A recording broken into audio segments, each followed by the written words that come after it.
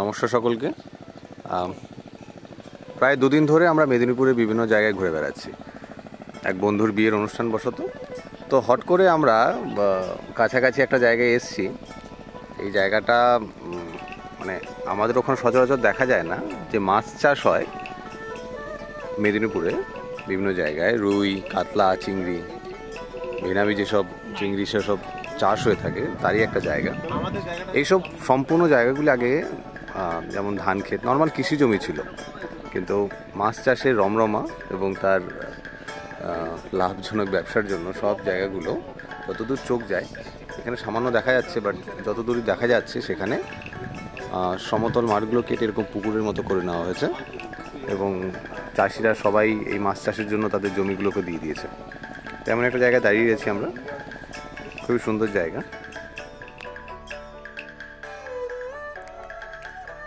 এই জায়গাটা অনেকটাই খালি। এই মাছ চাষের জন্য অনেকেই এই পুকুরগুলোর পাশে এরকম ছোট ঘর করে তাদের পশু পাখি, ছাগল, মুরগি সব কিছু নিয়েই একসাথে বসবাস করে। কারণ পুকুর নজরদারি করাটা খুবই বিশেষ প্রয়োজন। কোনো রকম বিষক্রিয়া বা কোনো সমস্যা হলে পুকুরের মাছ নষ্ট হতে পারে, তাই এরা প্রায় 24 ঘন্টাই নজরদারিতে রাখে জায়গাটা।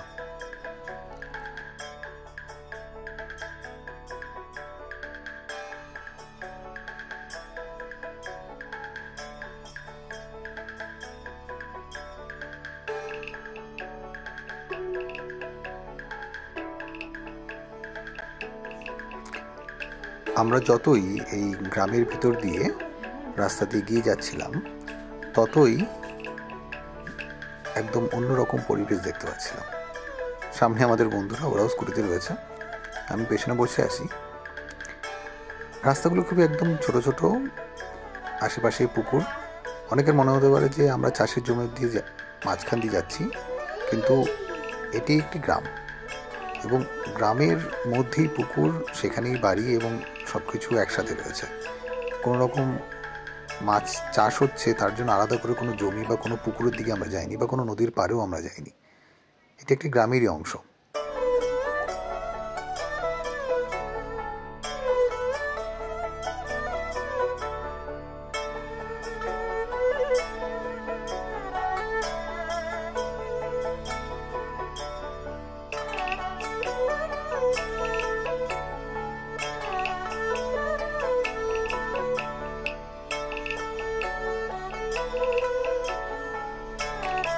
এই যে তারা এখানে এই অপূর্ব জায়গাটায় ধানের চারা তুলে নিয়ে যাচ্ছেন রোপণ করার জন্য। কি হয়েছে, অনেকেই আজকাল পুকুরের মাছ মেরে সেই পুকুর শুকিয়ে সেখানে ধান চাষ করছে, কারণ অত্যাধিক রাসায়নিকতায় পুকুরের জল নষ্ট হয়ে যাচ্ছে এবং মাছ চাষ হচ্ছে না। দেখুন কি অসাধারণ লাগছে জায়গাটা।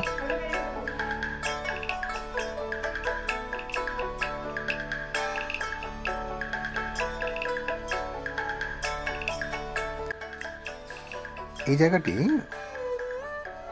একটি নদীর পার। আজ থেকে প্রায় 3 বছর আগে এখানে আমরা এসেছিলাম। কেলেঘাই নামে পরিচিত এই নদীটি বর্ষাকালে এক বিরাট রূপ ধারণ করে, কিন্তু এখন দেখুন কেমন শুকিয়ে মরা হয়ে রয়েছে। চরটা অনেকটা চওড়া হয়ে এসছে, জায়গাগুলো অনেকটা প্লাস্টিকের নোংরা হয়ে রয়েছে, কিন্তু এই জায়গাতেই আজ থেকে 3 বছর আগে আমরা সব বন্ধুরা মিলে স্নান করেছিলাম। হ্যাঁ, কীরকম রয়েছে স্মৃতিগুলো সব, তাই সেই আবার একই জায়গা ঘুরে দেখা।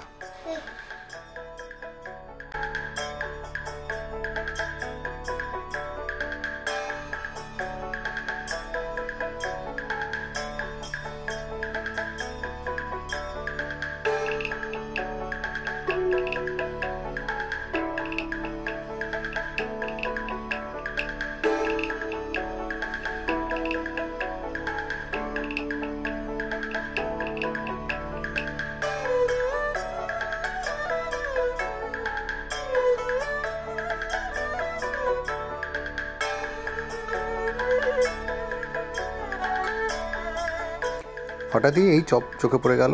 মেদিনীপুর মানেই চপ আর মুড়ি, তাই সকাল সকাল এর দর্শনও হয়ে গেল। মাত্র সকাল 7টা বাজে। আমাদের মতো নদীয়ার মানুষদের কাছে এটা এক অন্য জিনিস। তারপর আস্তে আস্তে এখানে আমার বন্ধুর বাড়ির একদম পাশেই তারা পুকুর থেকে মাছ ধরছিল। এই এক অসাধারণ দৃশ্য, তাজা মাছ তারা পুকুর থেকে তুলছে। এরকম জিনিস আমরা একদমই দেখতে পাই না, খুবই কম দেখতে পাই। দেখুন মাছগুলো কি সুন্দর, একদম তরতাজা, একদম লাফাচ্ছে। বাড়ির কাছাকাছি হলে মাছগুলো তো বাড়িতে নিয়ে আসতাম, কিন্তু অনেক দূরে, তাই দেখেই মন ভরতে হলো, স্বাদ আর নেওয়া গেল না।